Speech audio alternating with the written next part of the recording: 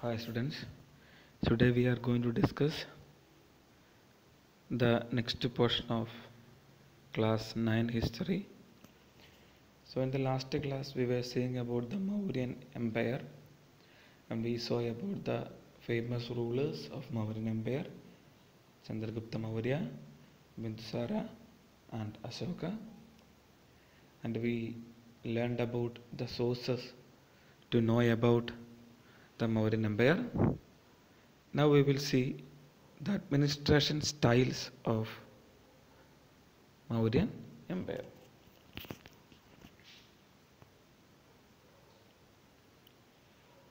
See, first of all, the Mauryan Empire administration, it had a pan-India character. What does it mean by pan-India character? That means it is spread all over India. It is spread all over India. That means they ruled almost all the parts of India. Complete India, the present India was under their control. We can see the details. The chief advantages of pan-India character of this empire were the following. It marked the end of small states. There were no small states. It helped in establishing trade links with foreign countries. Okay, because they ruled the complete India or the extended areas or the other areas, the neighboring areas also were under the control of the Mauryan Empire. So it discouraged the small states. There were no division of states, and as a single country it established trade with other countries, with foreign countries. It made India strong and helped the Mauryan kings face foreign aggressions successfully. It was united. United means, as I said in the first point, there were no small states, so it was a single state, so it was easy for the kings to face the foreign aggressions, attacks. Fourth one, after Ashoka's victory over Kalinga, the era of conquest and wars was over. It helped the Mauryan kings to pay more attention to social and economic life of the people. Hence, there was an all-round economic prosperity. It was after the Kalinga war we know that Ashoka stopped the conquest. So what happened? They completely concentrated on the development of the nations. Both the social, economical development of nations means it is the development of the people. So there was a good development, good progress in the development. So next we can see about the administration. How did they rule, or what they followed in their administration? Mainly from the first part onwards we can know that Kaudilya, okay, Arthashastra, Chanakya, there is a book written by Chanakya, Arthashastra. They followed. It was a political book, a book which deals with how to rule a country, the rules and regulations or the method to rule a country. So the rulers Chandragupta Maurya, Bindusara and Ashoka, they strictly followed this book to rule their country. Ashoka added a new fifth province, Kalinga, in the existing four provinces with Tosali as its capital. So how did he do? Ashoka made a new province called Kalinga. So he attacked and conquered that area, and it was under now in his control. So he made it as a new province, except other than four provinces, and he made Tosali as its capital. The Mauryan centralized monarchy became a paternal despotism under Ashoka. In one of his edicts, Ashoka says, "All men are my children." More than a king, Ashoka named him as the father of all his people, all his all his people in the country. Okay, all his people. Now, Ashoka, all men are my children. Ashoka took as a charge of a father. Then Ashoka simplified many religious practices related to administration regarding taxation and crop collection. This helped to increase productivity and economic activity across the empire. Ashoka simplified many religious practices. Okay, religious practices. Sorry, it is not religious practices. It is rigorous practices, which was very strict. Okay, paying the tax or and crop collection. This helped increase productivity and economic activity across the empire. So he made simple. So we can say we made less the burden on people. Okay. Then fourth one, Ashoka appointed Mahamatras, governors, to look after the welfare of his subject. What is Mahamatras? Mahamatras means they were governors to look after the welfare of the people. Then these are the 5 important points. How did he control his kingdom? Once again we can say, what is the first point? A new province he made called Kalinga and Tausila as its capital. Then a centralized monarchy, and he addressed himself as the father of his subjects or people. Okay. Then he avoided the rigorous practices of tax collection. Okay, and it led to the improvement or it led to the improvement in the production and economic activity. Then Ashoka appointed governors called Mahamatras to take care of the welfare of the subjects or people. Now we will see the Mauryan administration had 2 main divisions: civil administration and military administration. We know what is civil and military, so we will see. In the central government, the Mauryan government was centralized and was managed by several officers on different ranks. The king was the supreme authority and his throne was hereditary. He was also the supreme judge. Megasthenes, the Greek ambassador at the court of Chandragupta Maurya, in his book Indika and Chanakya in the Arthashastra, tell us about the Mauryan administration. But what about the central government? The Mauryan government was centralized and managed by several officers of different rank. There were different, as we have different ministers today, there were different officers to look after different sections of the country, different departments of the country. But the king was the central power, and it was hereditary. Hereditary means what? Father and his son, then his son. It comes like this, one after another. Okay, and he also was a supreme judge. And all these details we can see from the travelogue of Megasthenes and from the book of Arthashastra. Ashoka brought some changes in the administrative system of Chandragupta Maurya. He appointed Mahamatras to look after the welfare of his subject. Only the change that Ashoka brought in his kingdom about the civil administration was the appointment of Mahamatras, the governors. At the central government, the king was assisted by Council of Ministers, Mantri Parishad, headed by the Prime Minister. Each minister was responsible for his department. The Council of Ministers included the chief pujari of the state called Purohit, Senapati, who advised the king on matters related to war and peace, and head treasurer called Sannidhata and Samaharta, and a taxation expert. The other important officers were Account General, one in charge of agriculture, superintendent of mines, superintendent of ports, controller of commerce, as well as superintendent of weights and measures. So that just in short we can say there were different people to look after different departments, as we have ministers today. Okay, ministers and their subordinates. Okay, so we are going to the next portion, that is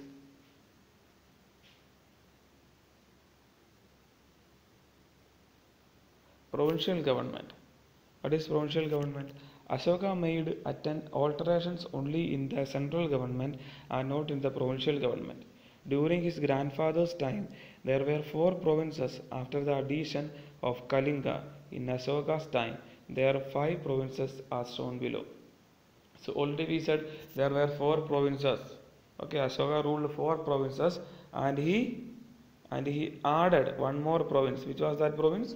We said it is Kalinga and made Tosali as its capital. Okay, head of the province, and there were people to look after these provinces, and the province head was called Kumar Ariputra.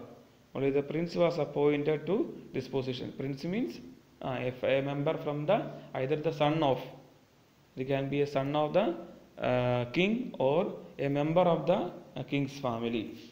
Once a princess was appointed to the position during Ashoka's time, the Kumar was assisted by governor Mahamatra. Under the prince, who will be there? Mahamatra will be there. According to some, wrote the pillar edict of Ashoka. Besides the Mahamatra, other officers took active part in the administration of the provinces. Pradeshiya collected tithes. Rajika performed functions of modern day Tahsildar or revenue officer. The Yukta was a treasurer. And there were some other officers also, Rajuga, okay, and Tahsildar, Pradeshika, Rajuga and Yukta. So you have to know these terms. It is not at all compulsory to know, but still keep it in mind. Then district administration. Again, as we have, so we can say they have a well organized system of administration as we have today. Okay, in the central government there is the state government again, then the district level, then panchayat, like they had a different administrative level. And see, the provinces were divided into districts called Janapadas. Their administration was looked after by the Pradeshika, Rajika and Yukta. Administration of cities, important cities, the capitals of provinces as given earlier, they had their own administrative system.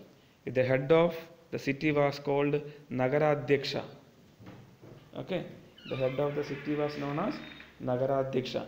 According to Megasthenes, the administration of Padaliputra, the capital city of Mauryan Empire, was looked after by a committee of 30 members. As we can say municipalities, we can say the main cities can be called as municipalities.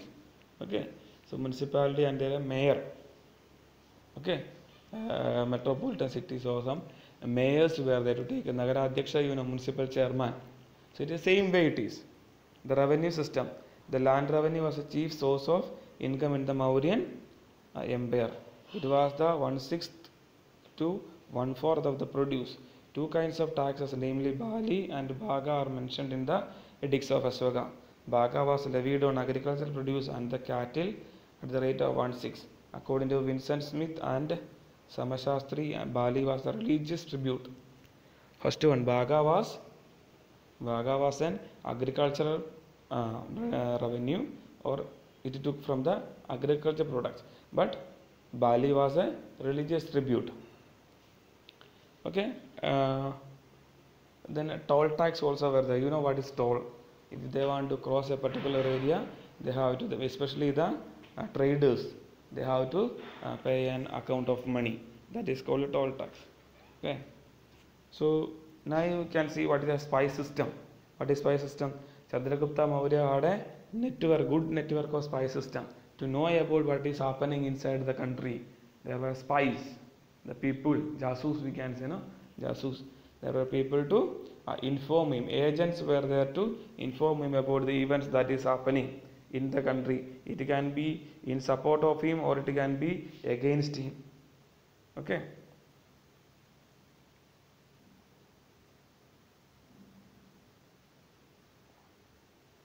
Then the military administration. Chandragupta Maurya maintained a huge army consisting of infantry, cavalry, elephants and chariots. We can say, you can read those things because he had a good army. Chandragupta Maurya had a good army, but we can say that after the Kalinga war, okay, after the Kalinga war, Ashoka did not give any much importance to the army, the maintenance of army. So they became, so we can say the army was not the other side, only the army administration or military administration became weak. Okay, that's another important point. Keep it in mind. Then the next important point in this chapter, the next important point and the most important point in this chapter is Ashoka's Dhama. What is Ashoka's Dhama? After the war of Kalinga, and Ashoka became the people's king. Okay, Ashoka became the people's king. He embraced the Buddhism. and means he accepted the Buddhist religion, but did not impose on its subject. But he did not ask anyone to accept it compulsorily. Okay, if they like, they can. Otherwise, no. He wanted his subject to follow such a dharma that may be based on the unifying principles of all major religions of the world. And it is, he followed Buddhism, but the ideology he put forward, or the new religion he put forward, is called Dharma. And it not only included the policies, the ideas of Buddhism, it was a combination of many religions. It was a combination of many religions, or many principles of many religions. The Dharma, as described as in Ashoka's edicts, is not a religion or belief system, but a moral law, a code of conduct, or an ethical order in which a common meeting ground of all religions. So what it is? It cannot be called as a religion. Dhamma was not not can be called as a religion. What it is? It is a code of conduct, it's a moral law, how to live. Okay, Ashoka, through this Ashoka instruct the people how can live, how can you lead a better life, how can you lead a peaceful life, a moral life. Okay, that is what Dhamma is. Then what does the Dhamma give importance to, or what are the main principles in the Dhamma? Ashoka's Dhamma has the following salient points. What are they? First, respect of elders and love for children. What is the first important point? You have to respect your elders and you have to love the children. Ahimsa, or non-violence. You are not, you don't kill anyone, don't hurt anyone, either by words or deeds. Don't hurt anyone. That is called non-violence. Good deeds or good karma would give happiness to man in the next birth. So they believed in the next birth. Okay, rebirth of a being. They believed in it. So if you are doing good, you will get good in the next life. Otherwise, the same. Whatever you do, its result will be there in the next life. He taught people to respect all religions. Okay, as he respected all religions, he even instructed and taught his people, his subjects, to respect all religions.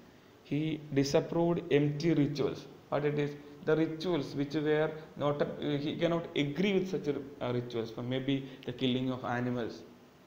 Okay, it can be mainly with the killing of animals. He disagreed with those rituals, but he did not ban them completely, because it may hurt other people, so he did not ban, but he disapproved. Impact of Dhamma on Ashoka's imperial policy. Religious unity. People belonging to different religions followed their emperor's policy of religious tolerance. So how did this Dhamma have an impact on people? How did this influence the people of Ashoka, or the subjects of Ashoka? Because the people, when the king started to follow this policy, when the people began to follow him the same way. So as we can remember here the proverb, how the king is, the people is. The people follows him. Okay, how the king, the people follows him. Okay, ask the king, so the people is. That's the proverb. Ask the king, so the people is. Okay, so the people followed his policies. Whatever policy he followed regarding this, the people followed him. Then moral values. People under the influence of Dhamma started living a moral life. So completely they accepted the policies taken by, or the policies introduced by their king. And next we can say, what is end of crimes. So when people began to follow the Dhamma, the policies of Dhamma, the principles of Dhamma, there were no crimes. People began to have a moral life. Okay. Then public welfare. With the policy of conquest, and so we can see after the Kalinga war, Ashoka was not at all interested in wars. So instead he gave concentration on for the welfare of his subjects. So the same we can see even the people when they began to follow the policies of Dhamma, they started to help each other. They started to help for the welfare of each other. So this led to a complete prosperity of the Ashoka's kingdom, the Mauryan Empire. So here we conclude the chapter, the Mauryan Empire. Hope that you got the all ideas regarding this. So in this chapter we discussed first the sources to know about Mauryan Empire. Then second we discussed about the famous rulers. Okay, that is Chandragupta Maurya, then Bindusara, then third one Ashoka, and their administration, the pan-India character, then civil administration and military administration, then next one Ashoka's Thama. These were the main points that we discussed in this class. Okay.